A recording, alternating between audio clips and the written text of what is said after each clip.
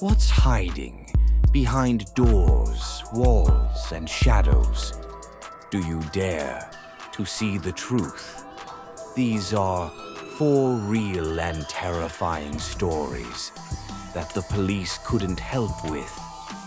Stay with me, because what you're about to hear isn't fiction. 4 real, shocking stories, each one stranger, darker, and more unsettling than the last. The kind of stories where the line between reality and nightmare disappears. And when the police can't help, sometimes you're the only one left to face it. The first story, John in the cemetery. I never thought a ringing phone in the middle of a cemetery would turn my life into a nightmare. My name is John. I had just moved from my small village to the city, and with almost no money, I was forced to rent a small abandoned house right next to a cemetery. Everyone warned me, nobody stays in that house. It's too close to the graves, and everyone is afraid of it. But I was only looking for a place to sleep at night, so I could search for work in the mornings. In the first few days, I noticed my phone had no signal.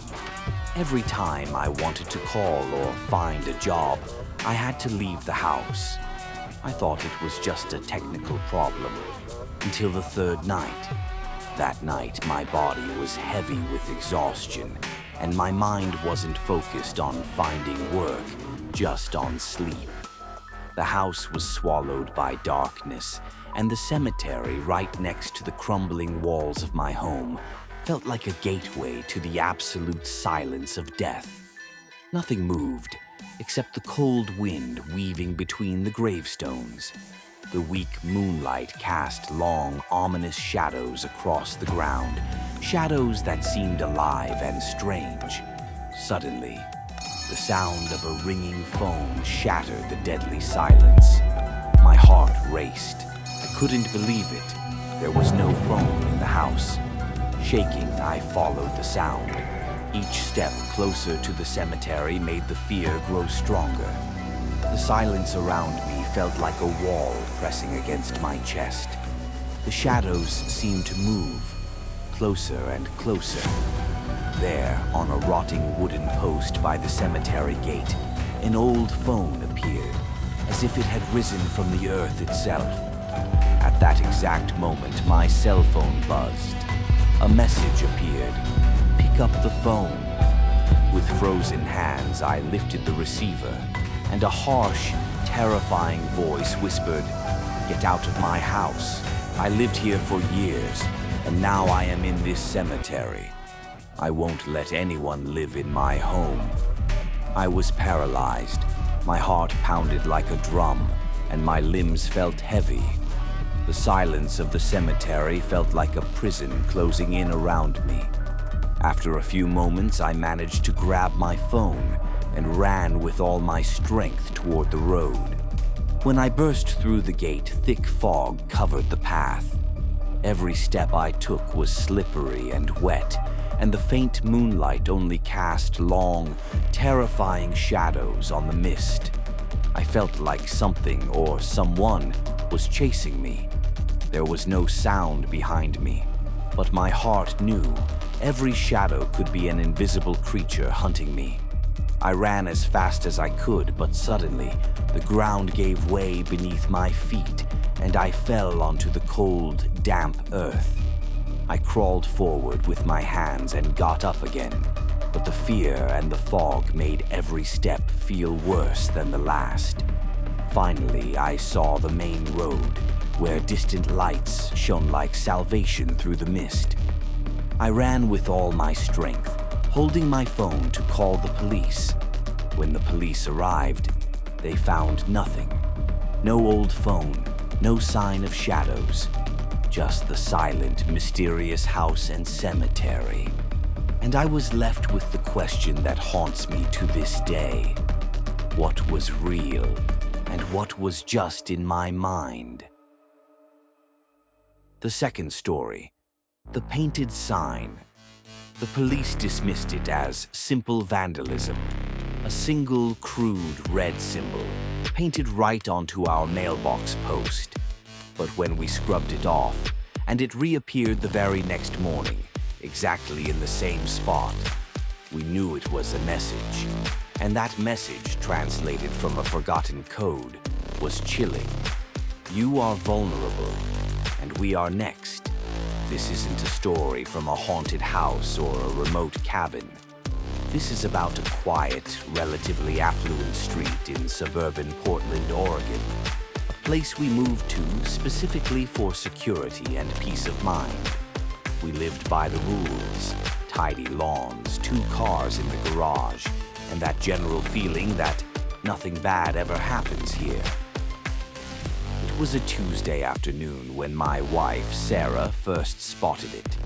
Just a small mark, a tiny splash of red paint on the corner of our mailbox post. It looked like a rune, or maybe just a sloppy, distorted letter. I brushed it off, grabbed a cleaning wipe, and with a bit of effort I managed to remove it. That, in hindsight, was my first mistake. 2 days later, it was back. Not painted over the old spot, but freshly applied.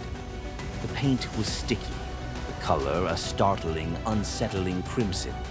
It was the same size in the exact same location. That's when the real tremor began. This wasn't random, it was deliberate. We were being watched. I called the non-emergency police line. An hour later, Officer Davies arrived. Davies was polite, yet clearly weary and unconcerned. He stood on our perfectly green lawn and glanced at the symbol, barely hiding a dismissive chuckle. His judgment was final. Some kids messing around, that's all it is. He flatly stated that since there was no forced entry, nothing stolen, and no explicit written threat, there was no actual crime to pursue. The case was officially closed as minor vandalism, lack of evidence. He advised us to install cameras and not to call 911 again. But the anxiety grew. I scrubbed the mark a second time, applying strong chemical cleaner and sealing the surface. The next morning, it had moved. It wasn't on the mailbox this time. It was painted on the underside of our back porch stair rail, facing the woods. It was smaller, harder to notice, but unmistakably the same symbol. It became sickeningly clear that whoever was behind this was observing us remove the marks, using our fear for their entertainment. When the police offered no help, I was left with only one option: the deepest corners of the internet. I stopped searching for vandalism and changed my search to ancient warning symbols and hobo codes. After 2 days of frantic research, I found it. The symbol wasn't an F. It was a specific marker used by itinerant thieves and organized criminals in the early 20th century. A secret language for targeting homes. And the meaning of that exact symbol? Easy to rob. Woman alone or vulnerable target. This was no joke. This was the preliminary work for an organized operation. But the peak of the dread came when I realized we weren't alone. I drove around our street, and I found them. The same red symbol, now on 3 other houses in our block. 3 homes that all shared one small, critical flaw. Their backyard gates were heavily obscured by thick shrubbery, making a quiet, unseen approach possible. This symbol wasn't just a scribble, it was a hunter's map. I gathered all my evidence, the photographs, the history of the hobo code, and the locations of the 3 other marked homes. I took everything back to the station. Officer Davies reviewed the file. He remained completely impassive. He dismissed my evidence as conspiracy theory based on outdated folklore. He told me that unless I could provide a photo of the person actively painting the symbol, not just someone loitering nearby, they would not allocate resources. The system, it seemed, was designed only to recognize violence after it had occurred. A silent, non-damaging threat was outside their jurisdiction. They simply advised us to install the cameras and try not to worry. We couldn't sleep. We couldn't trust the quiet of our own home. We sold the house 3 weeks later, accepting a heavy financial loss. We just needed to escape. But the story didn't end with our departure. I kept monitoring the street. 6 months later, the house right next door, one of the 3 marked homes, was burglarized, violently and methodically. The local police still called it a random break-in. But I know the truth. If you live in a quiet neighborhood, check your mailbox. Look for strange signs. Because when the police can't help you, sometimes you are the only one left to read the hidden warnings. Story 3. Dark Ceiling, the threat nobody saw. I never imagined that the ceiling above me could hide the darkest secret of my life, and that I wouldn't be able to breathe all night. My name is Anna. I'm 27, and I teach elementary school in a small town. I had just gotten out of a toxic relationship, and all I wanted was a safe place to live. I rented a small apartment in an old building. Everything seemed orderly, calm. The landlord said, "This is the safest spot in town." At first, everything felt normal. The doorbell, neighbors, and the occasional sound of kids in the street. But at night, a faint noise came from the floor above, something like furniture being dragged across wooden floors, sometimes even the sound of breathing. The landlord had said the upstairs unit was empty. I told myself, it's probably just the building settling. By the second week, the sounds grew stronger. Late at night, something deliberate, quiet, moving across the floor above. One night, around 3 a.m., I heard it. "Quiet, be quiet." My heart raced as I checked the entire apartment. There was nothing, but I felt it. Something was there, something alive, watching me. I decided to leave my phone recording overnight, from 1 a.m. to 4 a.m. I recorded. In the morning, when I listened, I froze. The sound of slow footsteps, the creak of a small lock opening, and a deep voice, whispering under its breath, "Tonight, tonight," shaking. I called the police again. They came, checked the ceiling, and found nothing. Probably just former workers, they said, but I knew someone was there. The next night, I couldn't sleep. I left the lights on. At 2:45 a.m., I heard something heavy being dragged across the ceiling. I pressed my ear to it and could hear someone breathing right above me. The next morning, I got a ladder from the storage and examined the ceiling. A small hatch hidden behind an old board. The corner of the board had fresh scratches. Someone had been pushing it in panic. I called the police.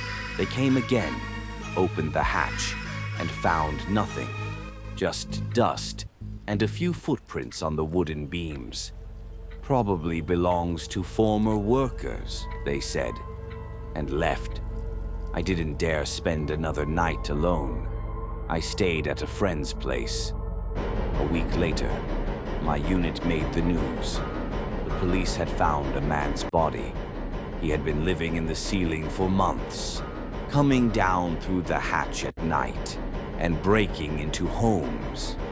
No one could believe he had been living right above me all that time. But even after the truth came out, One thought kept me awake.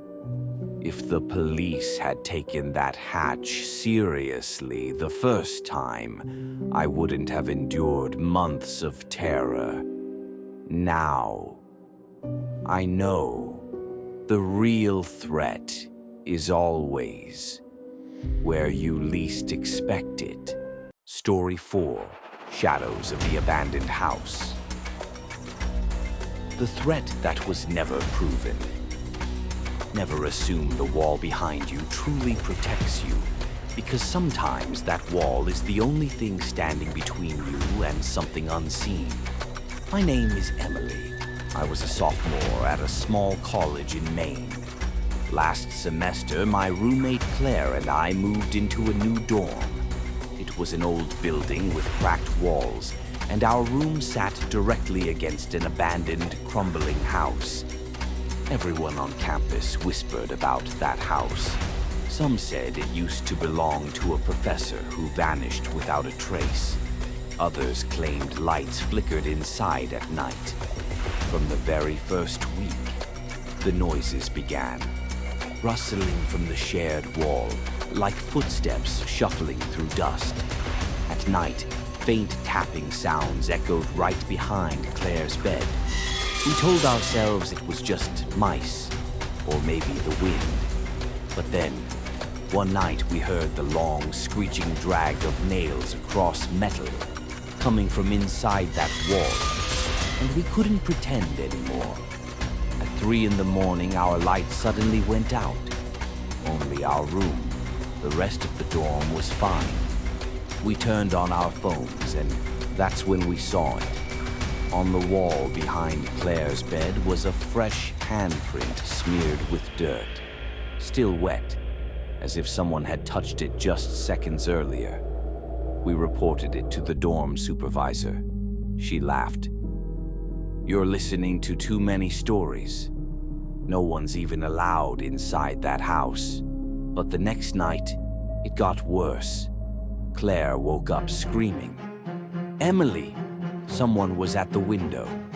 I looked, but all I saw was the dark outline of the abandoned house. Then Claire's phone lit up on the desk. There was a new photo on her screen, a picture of us, sitting in our room, taken from an angle no one should have been able to reach. The next morning we went to the police. They searched both the dorm and the abandoned house. Nothing. No footprints. No signs of forced entry. "Probably a prank," they said. "Or maybe you staged it yourselves." But we knew something deeper was happening. That night, the breathing started. Slow, steady breaths coming through the wall. Whenever we held our breath, the sound stopped. And when Claire slammed her fist against the wall in frustration, the ceiling above us rattled.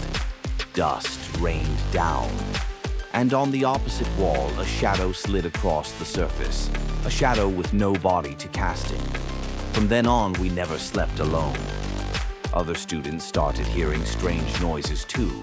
But every time security or the police came, the house stayed silent, empty. 2 years have passed since then. I graduated and left Maine behind. But every time I close my eyes, I still see that photo. The one someone took of us, in a locked room, with no way inside. And the thing that haunts me most happened the last day we packed up our things. On the mirror above Claire's desk, written in the steam with a single fingertip, were the words, "The wall is just a boundary, nothing more." Have you ever asked yourself, can you face your own fears? This isn't the end. In the next video, I'll show you the most terrifying moments of everyday life, and only those who dare will see it.